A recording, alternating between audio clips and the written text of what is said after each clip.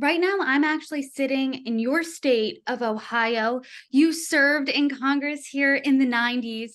And I want to talk about domestic politics a bit in the United States right now.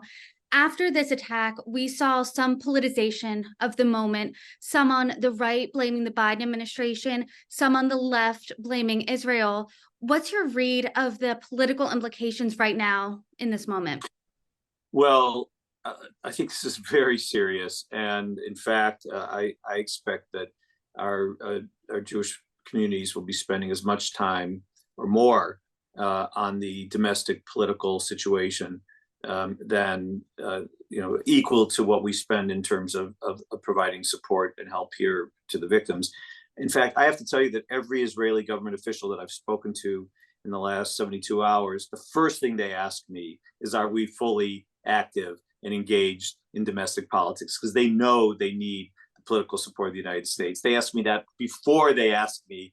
They talk about the needs here. So let me be very specific as I can, be as specific as I can be to answer your question. The response initially, yes, of course, there's some fringes on both sides, but the response initially has been overwhelming and supportive.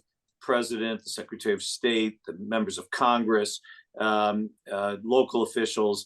It's been very supportive, I think, in parts because they've seen the horrific images. I mean, this wasn't just an attack on Israelis. This was an attack on really on civilization. I mean, this isn't a war. This wasn't an act of war. This was clearly an act of terror. This is reminiscent of ISIS or 9/11. This isn't, though the magnitude is actually as a percentage of the size of the country is much larger than 9/11. But but the nature of attacking innocent people, slaughtering people, rape, murder, all of this hostage taking, it's terrible, terrible.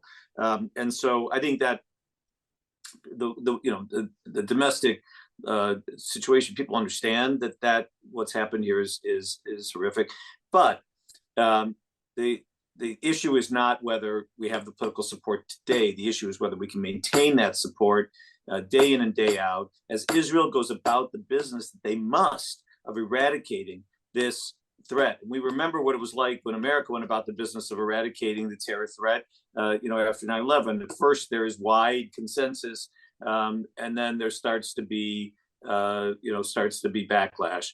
And so the commitment we make, our Jewish Federation system, but on behalf of the Jewish communities, is that we will stay engaged, not just with public officials at every level, mayors and city council people and governors and state legislators, as well as, of course, members of Congress and federal government, but also with civic leaders, business leaders, the chambers of commerce, the religious leaders of Christian groups and Muslim groups and